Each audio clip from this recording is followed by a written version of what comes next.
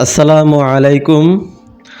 দোয়া মুমিনের জন্য সবচেয়ে বড় একটি অস্ত্র। এই দোয়ার প্রতি আস্থা রেখে হাজারো হতাশাগ্রস্ত মানুষ আজ স্বস্তির নিঃশ্বাস ফেলছে। শুধুমাত্র দোয়ার মাধ্যমেই নিজের ভাগ্যকে পরিবর্তন করা সম্ভব।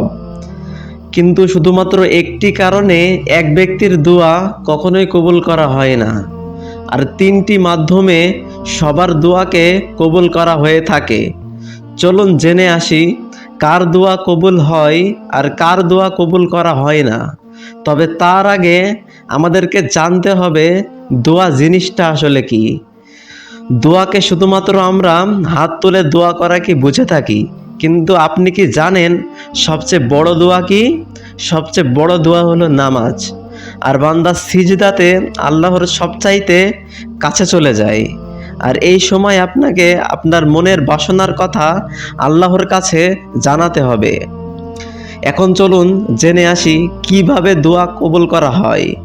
হাদিসের মধ্যে আমরা দেখতে পাই তিনভাবে দোয়া কবুল করা হয়।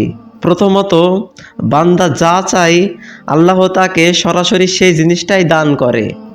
দ্বিতীয়ত, ওই দোয়ার পরিবর্তে তার জীবন থেকে একটি বালা মুসিবত দূর করে দেয়া হয়। তৃতীয়ত, ওই দোয়ার পরিবর্তে তার জন্য জান্নাতে একটি নিয়ামত বাড়িয়ে দেওয়া হয়।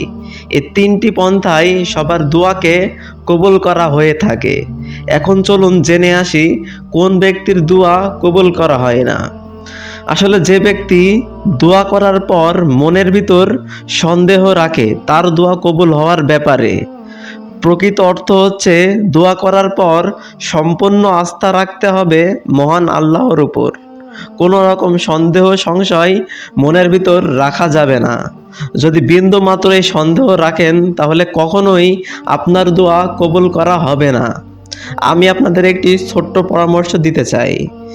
দোয়া করার সবচাইতে উত্তম পন্থা হলো সিজদাতে দোয়া করা। আর এই সিজদাতে দোয়া করার সবচেয়ে উত্তম পন্থা হলো তাহাজ্জুদের নামাজে সিজদাতে দোয়া করা। আপনি এইভাবে দোয়া করুন, ইনশাআল্লাহ আল্লাহ আপনার দোয়াকে কবুল করে নেবেন।